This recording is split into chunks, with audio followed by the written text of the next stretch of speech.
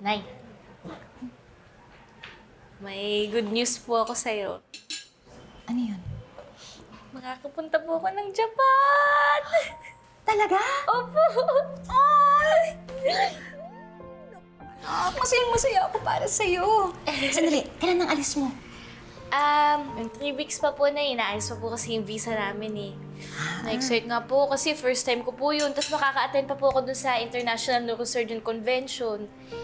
At gusto ko nga po, Nay, kasama po sana kita eh. Kahit ako na po magbayad ng plane ticket mo po, okay lang yun. Naku anak, wag na. Tsaka, hindi rin naman ako papayagan ng Tito Carlos mo. Okay lang yun, anak. Alam mo naman, makita ko lang na unti-unti mong naaabot yung mga pangarap mo.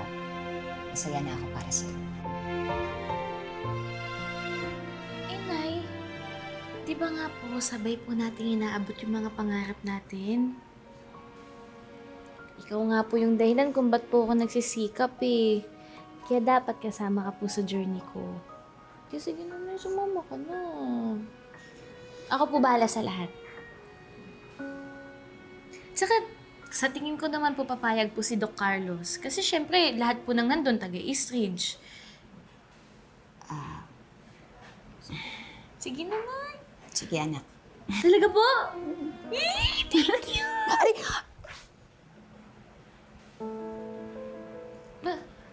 Nay, bakit po? Wala. Sasaktan ka pa.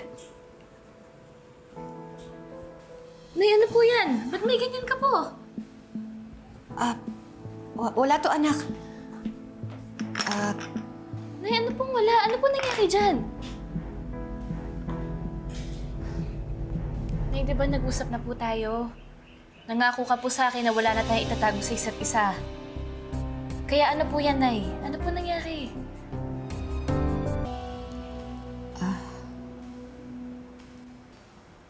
Anak, meron sana akong gustong sabihin sa iyo.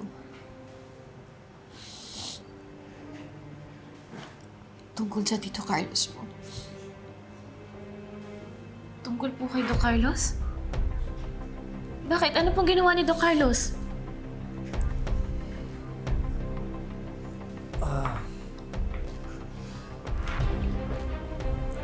Oo nga, Lynette. Ano mong kailangan malaman ni Annalyn?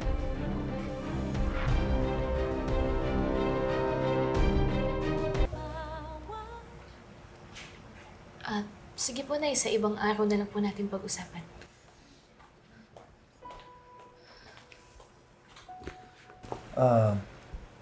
Annalyn, sa tingin ko, alam ko na yung gustong sabihin ng nanay mo. Ako may kasalanan kung bakit may sugat ang nanay mo. Po? Kayo po yung may kasalanan? Ano po ba nangyari? Oo, Annalyn. Meron lang kaming hindi pagkakaunawahan.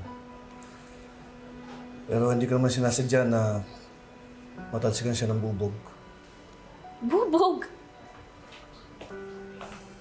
Parang grabe naman po. May bubog ba? Ano po ba nangyari? Anak, maliit na bagay lang naman yung pinag-awayan namin ni Carlos. Tsaka, normal lang naman sa mag-asawa yung nagkakaroon ng misunderstanding. Oo, tsaka hindi naman namin pinapalipas yung gabi para hindi yun makapag-usap.